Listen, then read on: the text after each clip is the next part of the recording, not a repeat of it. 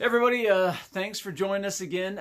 Let me ask you a question. You ever have one of those moments in your life where something happened that was unexpected and it just changed maybe your mood or your mindset or even just the choices for your day or the trajectory of your week? In fact, maybe you even have a moment you look back to where like, your life literally changed and it just changed everywhere you were going. This is a story, but not quite about that epic of a moment. But this week I was walking to the church office, and as I was coming up and kind of letting myself in the door, really faintly, I thought I could hear the theme song to Star Wars. And if you know me, I love Star Wars, so I kind of like the idea of the Star Wars theme song following me around. But I'm listening to it, I'm like, where's this coming from? It's like right as I'm putting my key in the lock, I could just suddenly hear it, and I'm looking back, and there's this car in the parking lot. So the only car in the parking lot, because there's no cars in parking lots right now. And I'm thinking, like, maybe this guy is like blasting out Star Wars, like getting him psyched up for his day before he goes into the office next door. I'm being like, that's a great idea, actually. I like that idea. So I let myself in, I'm coming in, I sit down, I set my phone on my desk, and I'm noticing that I'm still hearing the Star Wars music, only it's gotten louder now that I'm inside. And I'm looking down at my phone, and I'm realizing, like, it sounds like it's coming out of my phone. And in my mind, I'm probably like, do I have that song on my phone? I'm thinking, I don't ever remember downloading it on my phone. I'm thinking, like, is it maybe a ringtone? Somebody's calling me? Like, that's definitely a possibility, but I don't remember ever even turning my ringer on. And so finally I pick it up, turn it on, and it's Pandora's playing.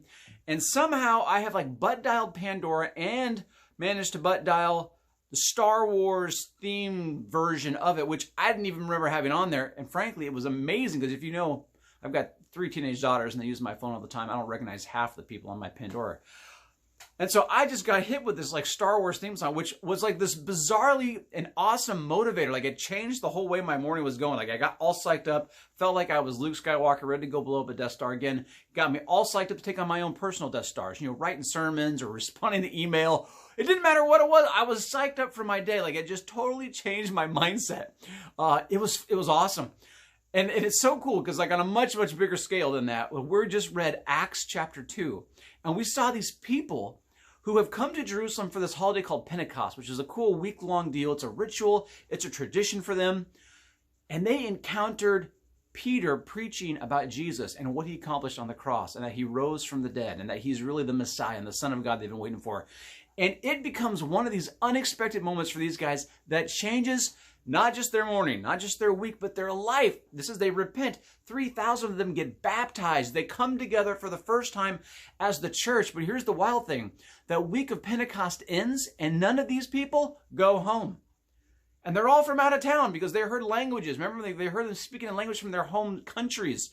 There's some of them are thousands of miles away. They all decide to stay and do this new we are the church thing. We're these followers of Jesus thing. And at the end of Acts chapter 2, Luke kind of writes and summarizes this a little bit of what happened next. It says this: they spent their time learning the apostles' teaching, sharing, breaking bread, and praying together. Like, so they just start gathering together. It's like all of a sudden these 3,000 people who, some probably knew each other, some probably traveled as families or with friends, but most of them, they're all from different places. They don't know each other. This is this diverse community. All of a sudden, a bunch of strangers come together. They're becoming fast friends. They're becoming a fellowship, which just means they have all of these things in common now. And they're learning about who Jesus is. That's the apostles' teaching. And they're just being together, and they're praying together, and they're eating together, and they're just hanging out together.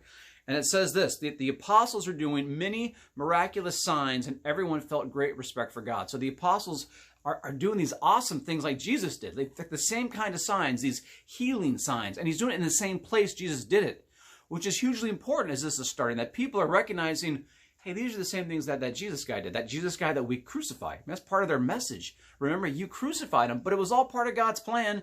He's now inviting you to come and know him, to follow him, but don't miss the fact that this is all happening. All these miracles are happening because of that Jesus guy. Like, don't let there be any confusion. This is just what Jesus was starting, and we're continuing in it in his name. And then I love this. It says, all the believers were together and shared everything. They would sell their land and the things they owned and then divide the money and give it to anyone who needed it. And the believers met together in the temple every day. They ate together in their homes, happy to share their food with joyful hearts. They praised God and were liked by all the people. Every day the Lord added those who were being saved to the group of believers. Like, this is truly a remarkable thing. And I was thinking about this because so often, we think about or get excited about the idea of the miraculous. We pray so often for the miraculous, which is good. We should. We're asking for miracles right now for God to heal our land, to take care of people, and to protect people from diseases, and to recover from COVID. I mean, all kinds of prayers are good. All of it is great. But I was thinking about when Jesus would heal people, so often it seemed like it was a very simple affair for him. Usually he would say something like, be healed. And that person would be healed, or they would be blind. He would say, see, and they could see. I mean, every once in a while, he would do something crazy, like spit on the ground and make some mud and smear it on their eyes and be like, go and wash, and then they could see. But usually it was a really fast, miraculous healing, instantaneous. And it's interesting because those things draw huge crowds. They draw huge crowds to Jesus. They draw crowds now even to the disciples. And that's a fairly easy thing to draw a crowd. But what's really interesting is what's happening amongst that community, which isn't a moment-by-moment thing. It's a new way of life. It's changed the trajectory of these people's lives entirely and completely. And now I look at the miracle that is going on with them. But it's like a miracle in a weird sense of the ordinary. It's a miracle of human nature being transformed and changed, where these, what were perfect strangers a week ago or a month ago, they're now selling their homes and their property to buy food so that all these out-of-towners can stay together, to continue to learn about how to follow Jesus, to continue to be together and be the church together. I mean, that is an incredible miracle. And in a lot of ways, I think that's the bigger miracle. In fact, that's what Jesus came to do, was to change people, not to draw crowds. I mean, crowds are fine. That's important. That's how you get the word out. But it's not the end goal. The end goal was for people to meet and to know the God that they're made in his image. And this love is a picture of that image. In fact, go back to Jesus in John 13, where he just says this, look, they're going to know you're my disciples by your love for one another. And that's the cool picture of what we're seeing here. In fact, as quickly as Jesus could heal someone, it's amazing to think that his longest prayer in the Gospel of John, in John 17, is so his people will be united, that they'll be one in the same way that Jesus and the Father are one. That's his desire for people. Now, that's amazing, because that is a huge miracle when a diverse group of individuals can come together and become a community, and they can become one.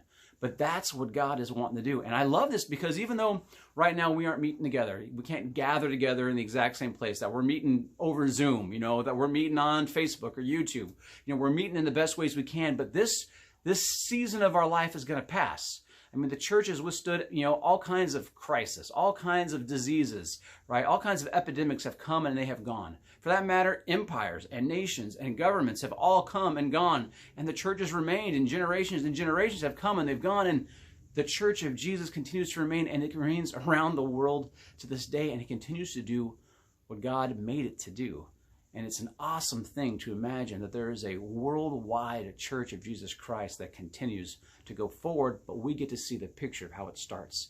And it looks like that incredible picture of love and generosity and service.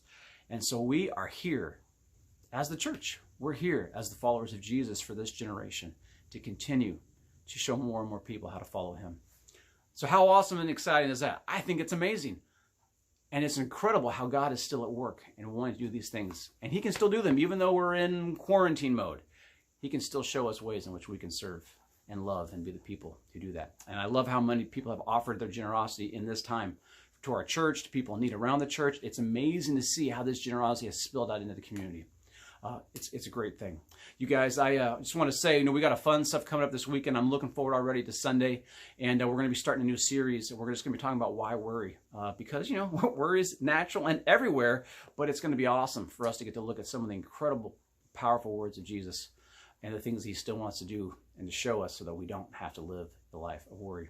Guys, I hope you're encouraged, and I hope you have a great Friday and a wonderful weekend. Looking forward to talking to you on Sunday.